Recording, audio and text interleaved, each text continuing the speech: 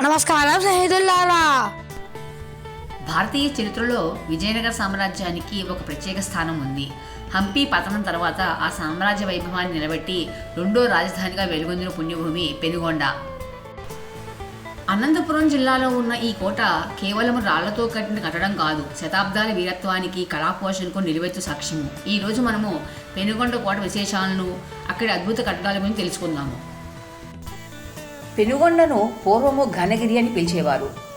14వ శతాబ్దంలో బుక్కరాయల కాలంలో ఈ కోట నిర్మాణం ప్రారంభమైంది. అయితే 1565లో తల్లికోట యుద్ధం తర్వాత విజయనగర పాలకులు హంపీని వదిలి పెనుగొండను తమ ప్రధాన కేంద్రంగా చేసుకున్నారు. ఆడవిడి వంశస్థుల కాలంలో ఇది దక్షిణ భారతదేశ రాజకీయాలు కేంద్ర బిందువుగా మారింది. ఈ కోట శత్రువులకు అభేద్యమైనది. చుట్టూ కొండలు, దట్టమైన అడవుల మధ్య నిర్మించిన ఈ దుర్గము విజయనగర రాజుల వ్యూహరచనకు నిదర్శనము. పెనుగొండ కోటలో మనం చూడవలసిన అతి ముఖ్యమైన కట్టడము గగనమహలు. 1575లో నిర్మించిన ఈ భవనము విజయనగర మరియు ఇండో ఇస్లామిక్ వాస్తు శిల్ప శైలుల కలయిక.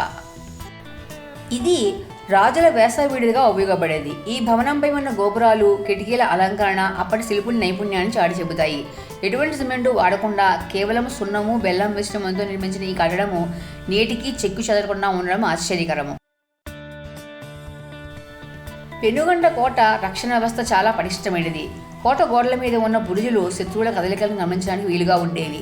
ఇప్పటికీ మనకు అక్కడ కొన్ని పురాతన ఫిరంగులు కనిపిస్తాయి. అప్పట్లో ఈ కోటను జయించడము అసాధ్యమని చరిత్రకారులు చెబుతారు. విజయనగర సామ్రాజ్య పతనం తర్వాత ఇది బీజాపూర్ సుల్తాన్లు, మరాఠాలు మరియు చివరకు టిప్పు సుల్తాన్ అధీనంలోకి వెళ్ళింది.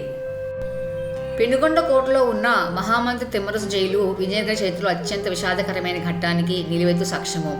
శ్రీకృష్ణదేవరాయల పట్టాభిషేకంలో కీలక పాత్ర పోషించిన వారు మహామంత్రి తిమ్మరసు. రాయలవారి తిమ్మరసును ఎంతో గౌరవంతో అప్పాజీ అని పిలిచేవారు.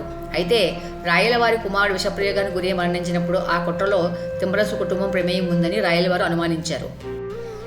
ఆ కోపంలో రాయలవారు తన ప్రాణప్రదమైన మంత్రిని, ఆయన కుమారులను జైలులో బంధించి వారి కళ్ళు తీయించారని చరిత్ర చెబుతోంది.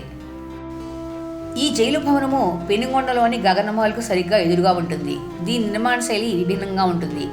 ఇది ఒక చిన్న చతురస్రాకార భవనము. దీనిపై ఉన్న గోపురము తామరపు ఆకారంలో ఉండి హిందూ ఇస్లామిక్ వాస్తుశైలిని పోలి ఉంటుంది. తరువాత తిమ్మరసు నిర్దోషి అని తెలుసుకున్న శ్రీకృష్ణదేవరాయలు పశ్చాత్తాపపడి ఆయనను విడుదల చేశారు. కానీ అవమాన భారంతో తిమ్మరసు రాయలవారి ఇచ్చే ఎటువంటి ధన సహాయాన్ని స్వీకరించలేదు. పెనుగొండకు సమీపంలోని కొండలలో లేదా తిరుపతిలో పేదరికంలోనే ఆయన చివరి రోజు గడిపారని చెబుతారు. కోట పరిసరాల్లో మనకి అనేక ప్రాచీన ఆలయాలు కనిపిస్తాయి. ఇక్కడ శిల్పకళ హంపీని గుర్తుకు తెస్తుంది. సాహస ప్రియుల కోసం కొండపైకి వెళ్లే మార్గం ఉంది. పైకి వెళ్తే చుట్టుపక్కల ప్రకృతి దృశ్యాలు కనుగొంచేస్తాయి. మారుతున్న కాలంతో పాటు పెనుగొండ తన పూర్వ వైభవాన్ని కోల్పోయి ఉండవచ్చు. కానీ ఆ శిథిలాల మధ్య తిరుగుతుంటే మనకు నాటి రాజుల వైభవము, యుద్ధతంత్రము స్పష్టంగా కనిపిస్తాయి. చరిత్రను ప్రేమించే ప్రతి ఒక్కరూ తప్పక చూడాల్సిన ప్రదేశము ఈ పెనుగొండ కోట. పెనుగొండ బెంగుళూరు నుంచి దాదాపు 145 కిలోమీటర్ దూరంలో ఉంది. బెంగుళూరు నుంచి అనంతపురం వెళ్లే బస్సులన్నీ కూడా పెనుగొండలో ఆగుతాయి.